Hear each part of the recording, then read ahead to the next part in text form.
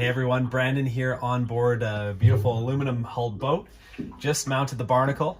First, what we're going to do is connect to ground.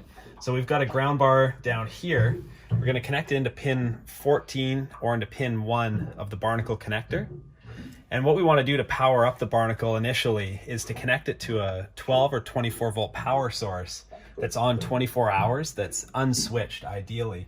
And thankfully this one has a 24-hour panel right here, so we'll be able to add a 3 amp fuse on board this 12 or 24 volt panel and connect it into pin 10 on the base of the barnacle. And that's our battery 1 input. So that will actually get our barnacle powered up and transmitting its first data to the cloud and into the app. All right, so we've got power and ground connected now into the base of the barnacle. What we'll do next is add the GPS antenna. Now the GPS antenna will connect to the outermost antenna port on here. So we have 2 ports, an auxiliary and the GPS port.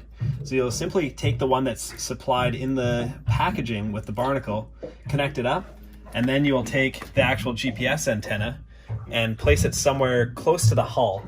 And since we're on an aluminum hulled boat, we want to actually run this to a location close to a window.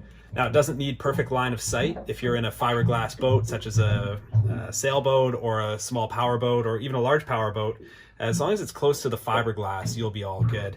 But in an aluminum hull boat, getting a line of sight of the sky is ideal. So now we're going to be installing the bilge monitoring onto the barnacle. And what we have here is our actual auto manual switches for these bilge pumps. There are 4 bilge pumps on here, and it's always left in the auto mode. And now with an automatic bilge pump, there's a float switch inside of the bilge pump. And when that float switch is triggered, you're actually going to see 12 or 24 volts on the manual line of that bilge. So when connecting a barnacle to an automatic float switch or to an automatic bilge pump, you will actually be able to just connect at the switches here. So for example, this one here, you can manually cycle the bilge pump and see a red light come on. Now, if we go into the back behind this panel, we'd actually be able to find where that manual line is connected. And you'll see that it goes from 0 volts to 12 volts when that button is pressed. And that's what we're going to connect into the barnacle to sense when the bilge pump's running. Now, if we actually went to the bilge pump and filled the area with water, that automatic float switch would trigger and you would see a red light over here as well. So that manual line is always going to go to 12 or 24 volts when that bilge pump is running, which is what we'd like to monitor with the barnacle. All right, so now we're going to flip the manual switch on the bilge pump, and we'll be able to see at this line that it goes from 0 volts to 12 volts. So go ahead. Now we're up to 12.87 volts. So that's the manual line on the bilge pump that we're triggering. And now in here, you'll notice that this isn't standard coloring for the wiring. What you would normally see is brown and brown with a white stripe. Typically what you'd see is the brown wire would be connected to the manual. But in this case, and if on your boat you have different colored wires as well, you'd be able to just use a voltmeter very simply and just check for that voltage change. And now what we're going to do is splice this line, which we've confirmed is the manual line, and run it down to the barnacle. In order to monitor additional bilge pumps on this boat, we wanted to connect to the digital inputs on the barnacle. And those digital inputs are switching ground. And a bilge pump would normally be switching on 12 volts. So what we did was we added our DC relays, which can be purchased off the barnacle website or at one of your local retailers.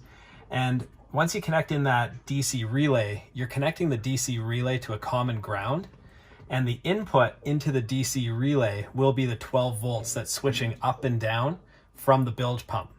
The output, the normally opened output from the relay, will go into the barnacle, and then that way, when the 12 volts goes high and low, the relay is actually switching that common ground, which is then run into a digital input in the barnacle.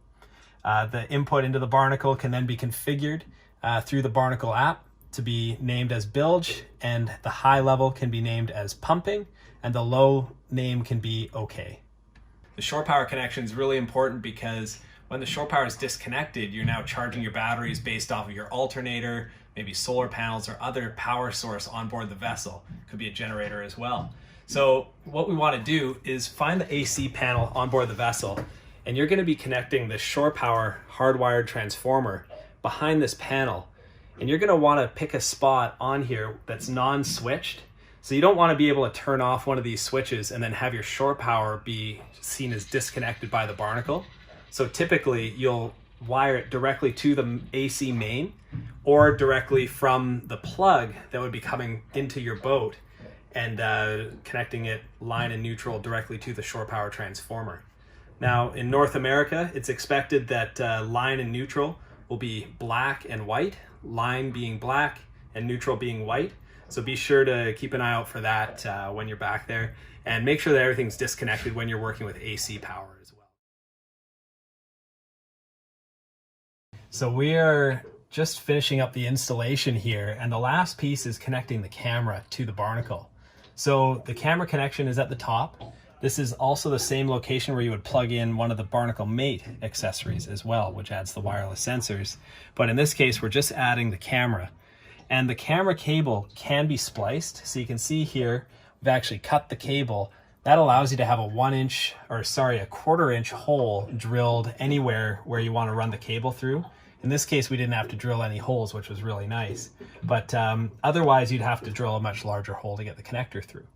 So splicing the camera cable, you can cut it and then just rejoin it. And you can have up to 300 feet of cable in between. And it's 4-wire, so just use butt splices and a 4-conductor cable if possible.